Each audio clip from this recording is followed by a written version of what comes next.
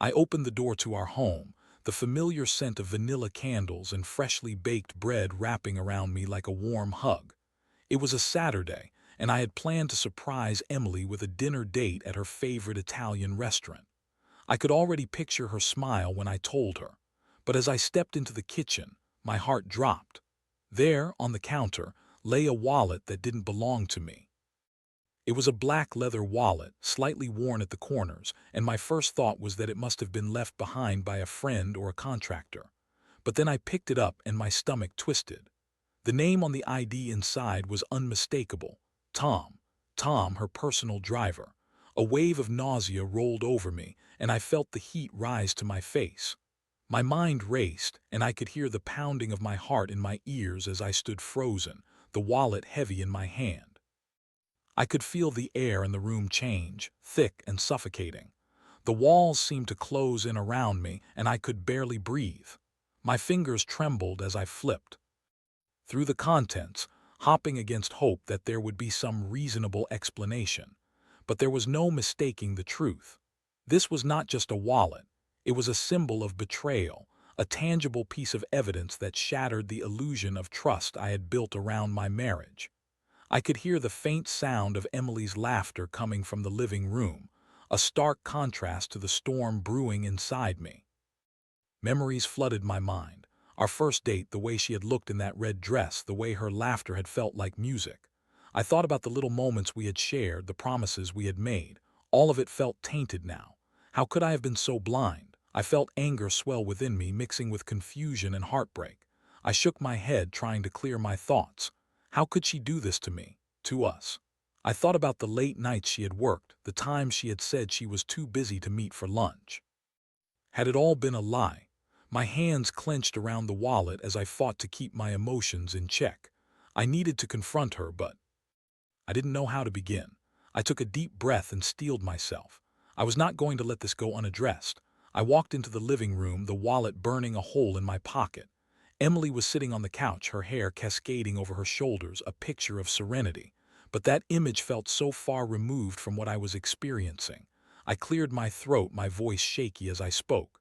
"Emily, we need to talk."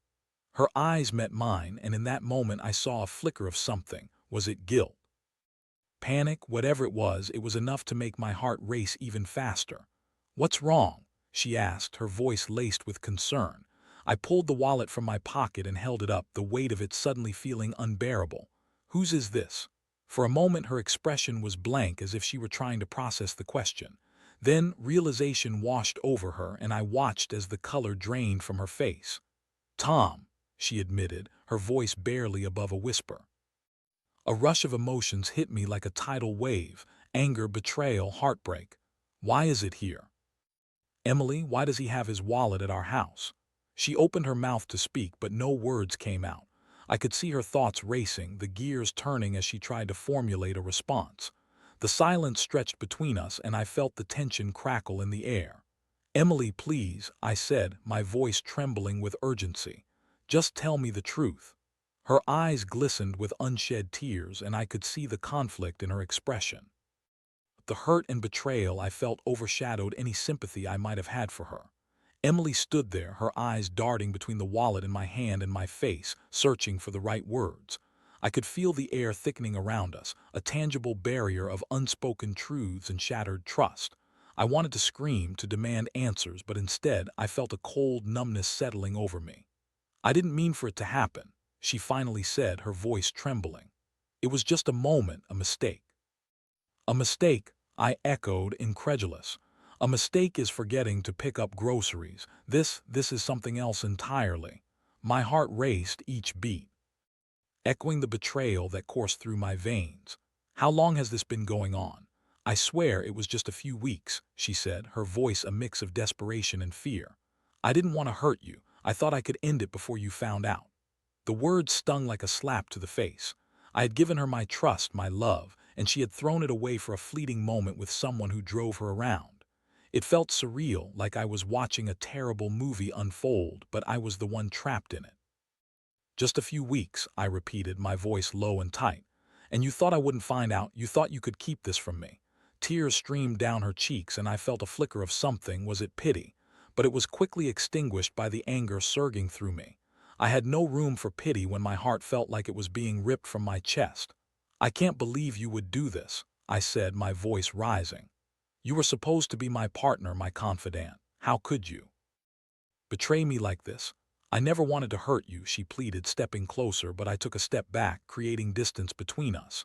"It was a moment of weakness. Tom, he's just different. He listens to me in a way that you don't." Her words pierced through me, igniting a fresh wave of anger. "So you found solace in the arms of my driver?" I spat, feeling the heat rise in my chest. "What did you think would happen? That I would just ignore it? Pretend like nothing was wrong?" "I didn't think it would go this far," she cried, her voice breaking. "I thought I could control it. I thought I could just enjoy the attention without it meaning anything." The rational part of me wanted to understand, to peel back the layers of her reasoning, but all I could feel was the raw pain of betrayal. I thought about all the times I had come home late from work, the nights I had sacrificed for my job, and I felt a wave of guilt wash over me. Had I pushed her away? But no, this wasn't my fault. I had never given her a reason to cheat. The anger surged again, and I clenched my fists, fighting the urge to lash out.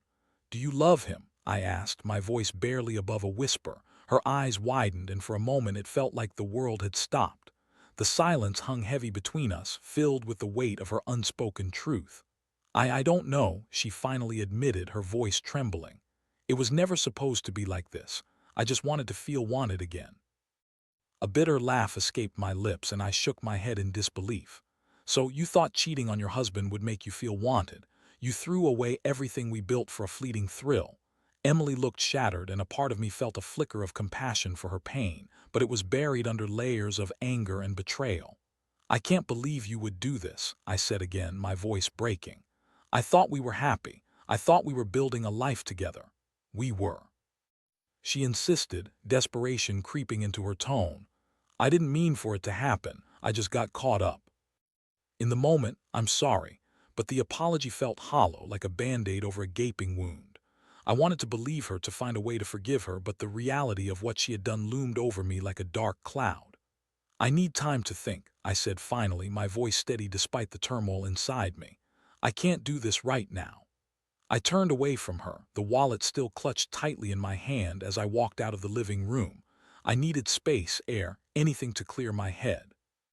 I felt like I was drowning, and the walls of our home, once a sanctuary, now felt like a prison.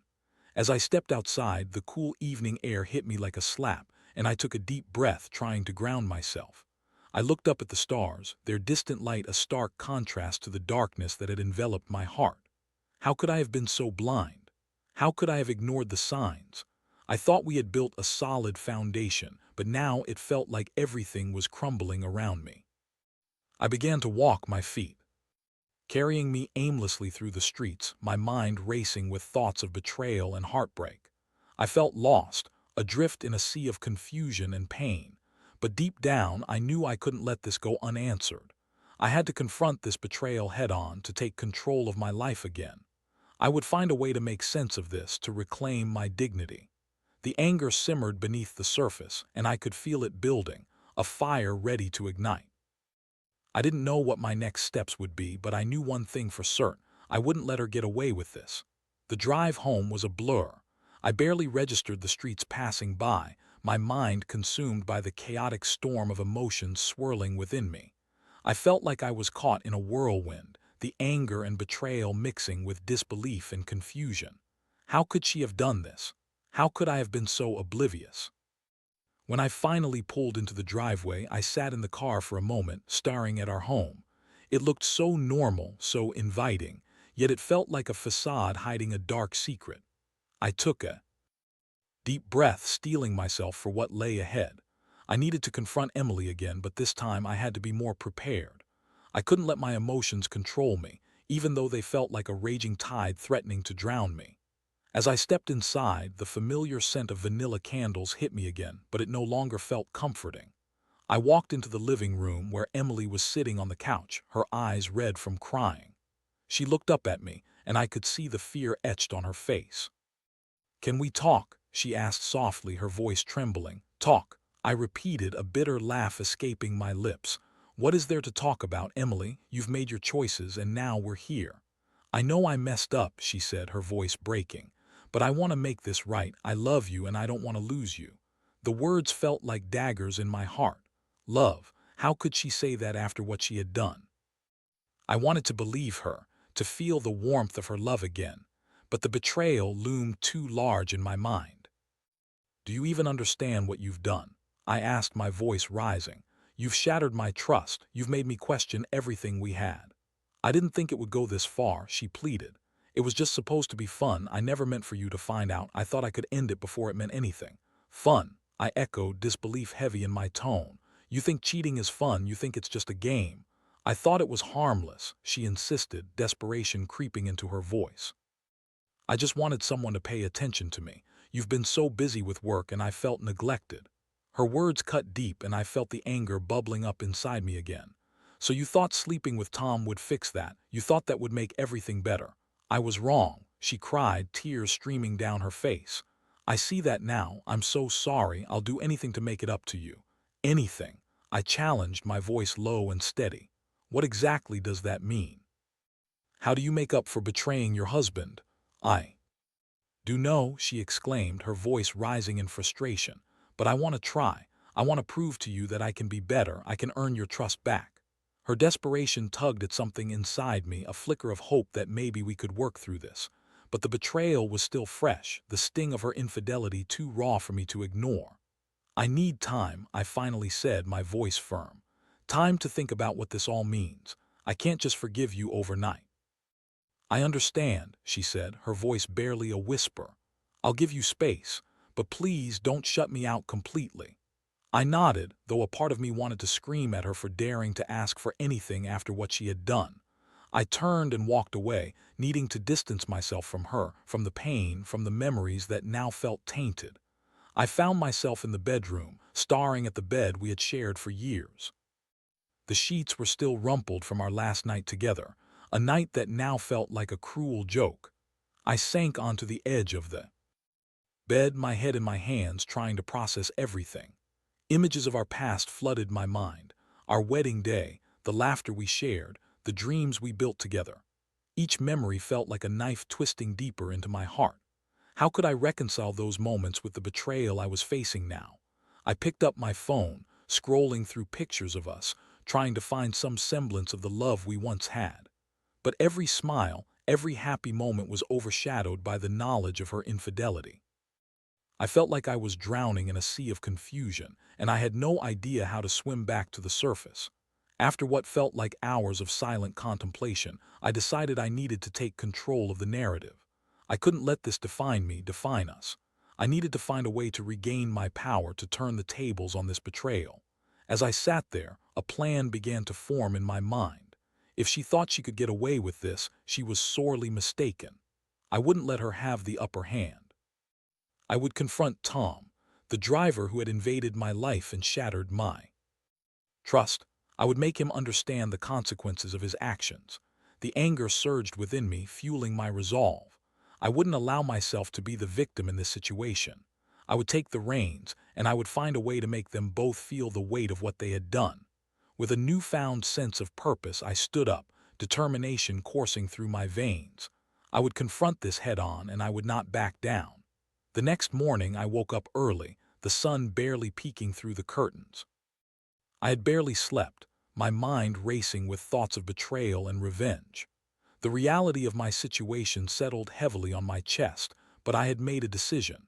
I needed to confront Tom, to understand how deep this betrayal ran and to make sure he understood the gravity of his actions.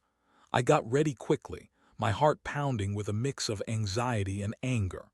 I was determined to confront him, to hold him accountable for what he had done. I grabbed my phone, scrolling through my contacts until I found Tom's number. I hesitated for a moment, but then I pressed call, the phone ringing in. My ear, hello, Tom's voice came through, casual and indifferent. Tom, it's me, I said, trying to keep my voice steady. We need to talk. There was a brief silence on the other end, and I could almost hear him weighing his options. About what? He asked, his tone shifting to one of caution. About Emily, I said, my voice low and firm. I know about the affair. I found your wallet at our house. I could hear him suck in a breath, and it felt good to know I had caught him off guard. I didn't mean for you to find out," he stammered. "Yeah, well, I did," I replied, my anger bubbling just beneath the surface. "And now we need to meet. I want to talk to you in person." "Is that really necessary?" he asked, trying to deflect. "Yes, it is," I shot back, my patience wearing thin. "I'll be at the cafe on Main Street in an hour. Don't make me wait." I hung up before he could respond, the adrenaline coursing through me. I needed to make sure he understood that he had crossed a line and I was not going to let him get away with it. As I drove to the cafe, I felt a mix of emotions, anger, anticipation, and a strange sense of power. I was taking control of the situation and it felt liberating. I parked my car and walked inside, scanning the room until I spotted Tom sitting at a corner table. He looked nervous, glancing around as if he were expecting trouble. I approached him, my heart pounding in my chest. I said, my voice steady as I took a seat across from him. "Hey," he replied, his eyes shifting uncomfortably. "I'm not here to make small talk," I said bluntly. "You know why I'm here." He opened his mouth to respond, but I cut him off. "You had an affair with my wife. You invaded my life and my marriage, and I want to know how you could do that." He shifted in his seat, avoiding my gaze. "It wasn't supposed to happen like that," he said, his voice barely above a whisper. "It was just. It just happened," I repeated, incredulous. "You think that's an excuse? You think it's okay to sleep with a married woman because you were caught up in the moment?" "I didn't think about the consequences," he admitted, finally meeting my eyes. "I didn't mean to hurt you." The admission felt like a weak justification, and I could feel the anger boiling inside me. "You didn't think about the consequences. You didn't consider the impact of your actions." "No, I didn't," he said, his voice trembling. "I was just trying to make her feel good. She seemed lonely and I thought I was helping." "Helping?" I echoed, my voice rising. "You were helping yourself to my wife. You were betraying not just me but her as well. Do you even realize how selfish that is?" He looked down, shame washing over his features. "I know I messed up. I never meant for it to go this far. I thought it was just a fling, something that wouldn't mean anything." I leaned forward, my voice low and intense. "You need to understand something. This isn't just a fling. This is my life, my marriage, and you've ripped it apart. I want you to think about that for a moment." He nodded, his expression shifting from defensiveness to remorse. "I'm sorry, I didn't think it through. I didn't think about you or your marriage. It was a stupid mistake." "Stupid doesn't begin to cover it," I said, my anger still simmering. "You need to end this now. You need to tell Emily that it's over, that you're not going to see her again." "I will," he promised, his voice earnest. "I'll end it, I swear." "Good," I replied, feeling a sense of satisfaction. "And if I find out you're still seeing her, or if you try to contact her again, I won't hesitate to make sure you regret it." He looked up at me, fear evident in his eyes. "I understand. I don't want any trouble." "Then don't create any," I warned, standing up to leave. "This is your last chance. Don't waste it." As I walked out of the cafe, a mix of emotions swirled within me. I felt powerful, like I had taken a stand against the betrayal that had threatened to consume me. I had confronted Tom, made him understand the weight of his actions, and now it was time to confront Emily again. I drove home, my heart racing with anticipation. I had a plan and I was ready to put it into action. I wouldn't let this define my marriage, but I needed to know if Emily was willing to fight for us or if she would choose to let it all slip away. When I arrived home, I found Emily sitting on the couch, her eyes red from crying. She looked up as I entered, and I could see the trepidation in her gaze. "Did you talk to him?" she asked, her voice barely above a whisper. "Yes," I replied, my tone steady, "and now it's time for us to talk." I stood in the doorway watching Emily as she processed my words. Her expression shifted from anxiety to a mix of hope and fear. I could see her trying to gauge my mood, and I knew I had to tread carefully. The last thing I wanted was for this conversation to devolve into another shouting match. "Can we sit down?" she asked, her voice trembling slightly. I nodded and we both moved to the couch, the weight of the unspoken tension hanging in the air. I took a deep breath, gathering my thoughts. I needed to be clear about what I expected from her moving forward. "I talked to Tom," I began, my voice steady. "He understands the gravity of what he did and he's agreed to end things with you." Emily's eyes widened, a flicker of relief crossing her face. "Really? You talked to him? You told him to end it?" "Yes," I replied, my tone firm. That doesn't change what happened. You still made a choice to betray me, to betray us. I can't just forget that. I know, she said, her voice breaking. I'm so sorry. I never wanted to hurt you. It was a mistake, and I regret it every single day. Regret isn't enough, I stated, my voice low. I need to know if you're willing to fight for our marriage. Are you willing to do whatever it takes to rebuild the trust that you shattered? She looked down, her hands twisted in her lap. I want to. I want to make this right. I love you and I don't want to lose you. The sincerity in her voice touched something deep within me, but the pain of betrayal still lingered. Love isn't just a word, Emily. It's about actions. It's about showing up, being present, and honoring the commitments we made to each other. I understand, she replied, her eyes glistening with tears. I know I've broken that trust and it's going to take time to rebuild it, but I'm willing to do the work. I'll go to counseling, I'll talk openly about everything. Just please don't give up on me. Her vulnerability struck a chord and I found myself softening just a little. I didn't want to give up on us either, but I also knew I couldn't just sweep this under the rug. Counseling is a good start, but it's not just about that. I need to see real change. I need to know that you're committed to being honest with me from now on. I will be. I promise, she said, her voice filled with conviction. I'll do whatever it takes to earn your trust back. I'll be transparent about everything. I nodded, feeling a flicker of hope. I need to see you make an effort, Emily. I need to see you put in the work to repair what's been broken. This won't be easy and it won't happen overnight. I'm ready for that, she said, her voice steady. I'll do anything. I want to show you that I can be better. The sincerity in her words gave me pause. I wanted to believe her, but the scars of betrayal were still fresh. It's going to take time for me to heal, and I need you to understand that. I'm not going to pretend everything is fine just because you say you're sorry. I know, she said, her voice softening. I'm willing to be patient. I'll give you the space you need, but I hope you'll also be open to working through this together. I looked into her eyes, searching for any sign of deceit, but all I saw was a deep sorrow and a hint of determination. Okay, I said finally. Let's take it one step at a time. We'll start with counseling and we'll see where it goes from there. Emily nodded, a small smile breaking through her tears. Thank you for giving me a chance. I won't let you down again. As we sat there, I felt a mixture of hope and skepticism. I wanted to believe that we could overcome this, that we could rebuild what had been lost, but the road ahead was going to be long and fraught with challenges. I need you to understand that this isn't just about us, I said, my voice steady. It's also about how we communicate. We need to be honest with each other about our feelings, our needs, and our fears. I promise, she replied, her voice earnest. I'll be open and honest from now on. No more secrets. Good, I said, feeling a slight sense of relief. We need to create a new foundation together, one built on trust and transparency. No more hiding behind lies. Emily reached out, taking my hand in hers. I'm ready to build that with you. I want to make this work. As I looked at her, I saw the flicker of hope that I had been searching for. It wouldn't be easy, but maybe, just maybe, we could find a way to move forward together. But deep down, I knew that I would always carry the scars of this betrayal. I would need to be vigilant, to watch for any signs of deceit, and to ensure that we were both committed to healing. Let's take it one day at a time, I said, squeezing her hand. We'll figure this out together. As we sat there, the weight of the past still heavy on my heart, I couldn't shake the feeling that this was just the beginning. There would be challenges ahead, moments of doubt and fear, but for the first time in a long time I felt a glimmer of hope.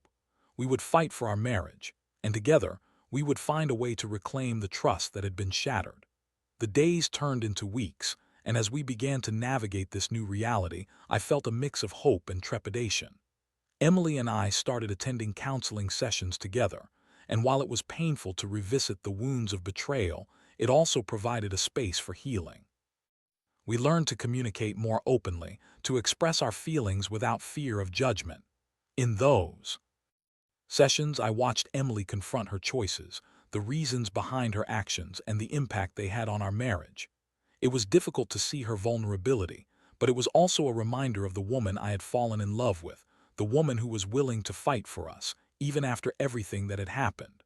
One evening, after a particularly intense session, we sat together on the couch, the weight of the past still lingering in the air. I turned to her, searching for the right words. How are you feeling about everything? She took a deep breath, her eyes reflecting a mix of emotions. "I'm still scared," she admitted. "I know I hurt you deeply and I worry that I may never fully earn back your trust." I nodded, understanding her fears. "Trust is a fragile thing, Emily. It takes time to rebuild it. I'm trying, but I won't lie to you, it's hard." "I know," she replied, her voice steady. "But I'm committed to this. I want to show you that I can be better. I don't want to lose you again." As I looked into her eyes, I felt a flicker of warmth. There was a sincerity in her voice that I hadn't heard before, a determination to make things right. "I want to believe you," I said softly, "but it's going to take time. I need to see consistent effort." "I promise," she said, squeezing my hand. "I'll do whatever it takes to prove that I'm worthy of your trust again." As the weeks went by, I found myself allowing Emily back into my heart piece by piece. We shared more moments of laughter, more intimate conversations, and slowly, it felt like we were rediscovering each other. The shadows of betrayal still loomed, but I could see the effort she was putting in, and it began to melt some of the ice that had formed around my heart. One night, as we sat together watching a movie, I realized how much I had missed her laughter, the way her eyes sparkled when she found something genuinely funny. It was a small moment, but it reminded me of the love we had built together. "Hey," I said, turning to her. "I know this is a long process, but I see you trying. I appreciate it." Smiled, a genuine smile that lit up her face. "Thank you, it means a lot to me." But there were still moments of doubt. I would catch myself wondering if she had truly changed or if she was just putting on a facade. Each time my mind wandered to those dark places, I had to remind myself of the progress we were making. One evening, after a particularly emotional counseling session, I found myself standing in the kitchen, lost in thought. Emily came up behind me, wrapping her arms around my waist. "What are you thinking about?" she asked softly. "Just how far we've come," I replied, leaning back into her embrace. "It's still hard, but I'm starting to feel like we might actually get through this." "We will," she said, her voice full of conviction. "I believe in us." As the days turned into months, I felt the weight of betrayal slowly lift. We were not just surviving, we were learning to thrive again. Emily was making an effort to communicate, to be transparent, and I found myself opening up as well. But there were still moments of vulnerability. I would sometimes catch her looking at me with a mixture of hope and fear, as if she were waiting for the other shoe to drop. I understood that fear, I felt it too. One evening, as we sat together on the couch, I turned to her.